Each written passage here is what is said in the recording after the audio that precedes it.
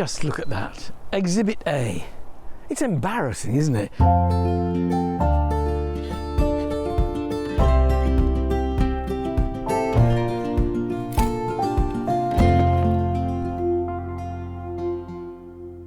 Some people are really obsessive about their lawns. I like stripes on mine, but I'm organic. I don't use weed killers. I do very little to it. The stripes come as a result of having a rotary mower with a heavy rear roller.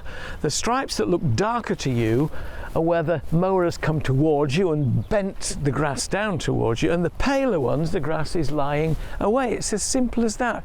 I don't have a very complex lawn care regime. There are just 2 or 3 things that I do to keep it in good condition.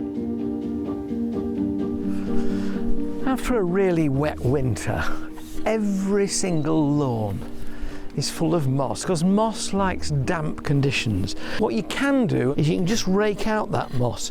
You may be tempted to use a moss killer. Don't waste your money, you'll still have to rake out the blackened moss. Much nicer to be kinder to wildlife. Just tease that moss out with a wire tooth rake, sometimes known as a springbok rake. It is very springy.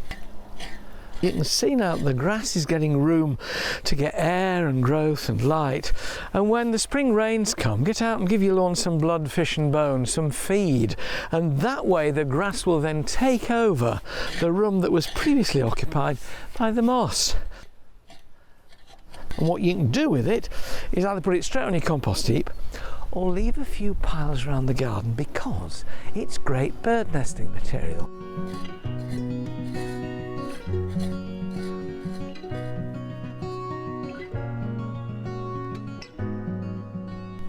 Every lawn has its well-worn patches, or patches of turf where a plant has flopped over from a border and killed out the grass. This is one such. Not very pretty, is it? But at the start of the season you can really make a difference. You could just strip out that and replace it with turf. That's quite expensive.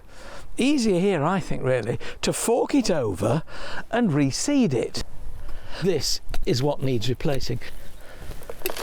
Now, I could just skim off this moss and cultivate the ground a bit and then sow seed, but I want to give it a bit more nutrition and get it to grow away faster, so I'm going to take out a bit of that old tired soil completely and replace it with some fresh, decent quality topsoil.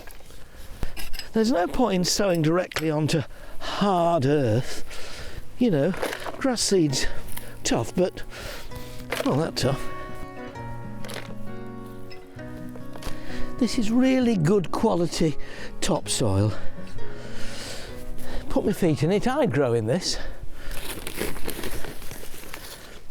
I'm using topsoil rather than compost, because if I use compost, it's so organic that it will gradually rot down and disappear. Topsoil is earth. This is nicely enriched earth, so it's a combination of a bit of organic matter, but mainly soil, and that will stay at the level that I leave it at. I'm going to firm it with my foot, just to make sure it's really firm.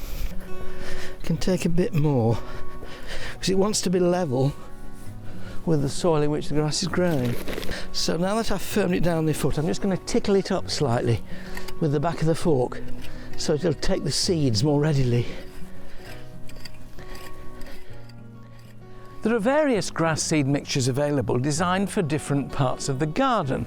There's grass seed mixture for shade, there's another one if you want a fine bowling green lawn. What we want here is a tough mixture which has got lots of dwarf ryegrass in it. It's dwarf, it stays tough, it can cope with wear and tear from feet.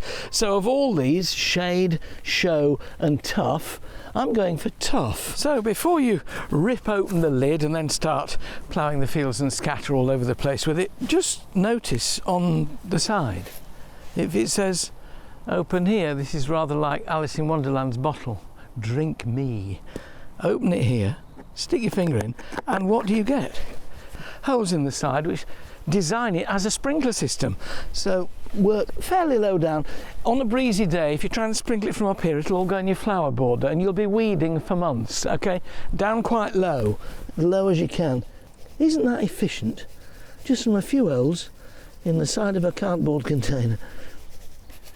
Now that, I know, is quite thick. It's thick for a reason. Birds, they will come and have a peck, but to make sure they can't reach absolutely all of it, just lightly again with your fork tickle over the surface, and some of it will rest underneath. It's not important that it's all covered, but some of it will be under, some of it will be on top. Just mix it around a little bit and then water it in. This will help contact the seed with the soil, and when it's gone down like that, let it soak right in and then do it again. Now keep your eye on that, because if that dries out completely, they'll just fizzle out. So try and water it every now and again in hot, dry weather like this. And the best precaution you can take really now to keep birds off it, if you possibly can, is either some twiggy pea sticks laid flat across the ground, or else a piece of chicken wire laid over it. Don't use canes with cotton strung between them, because that gets around the legs of birds like blackbirds. And then, hopefully, I'll have a lawn which looks a darn sight better leading up to the steps, because you see, the thing about these edges is they're critical. You don't believe me? Come look at this. It's embarrassing, isn't it? What I need is a good crisp edge there, and the way to do that is with a hose pipe.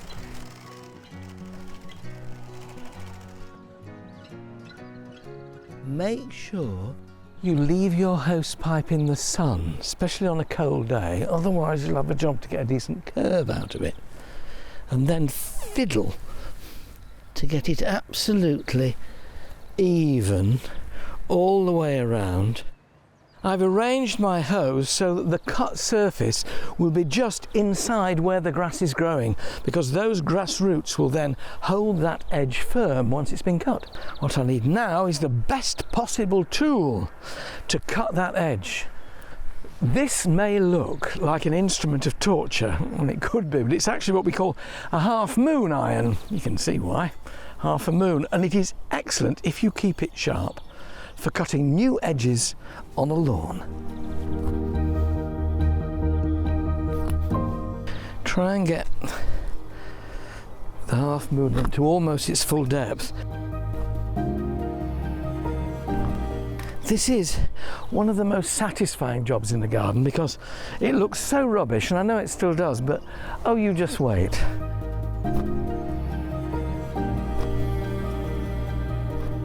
Just wind the hose up now, in it comes, so I don't need that anymore. And this is the moment of revelation, to take out what I cut off.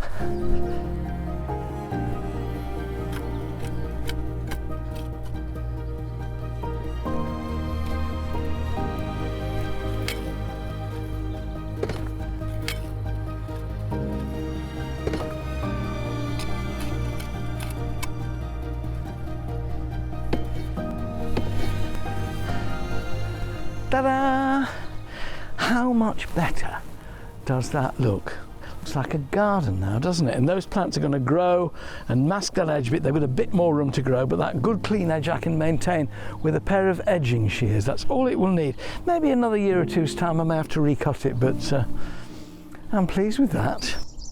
I'll be posting new videos each week, so subscribe to the channel below and let's get gardening together.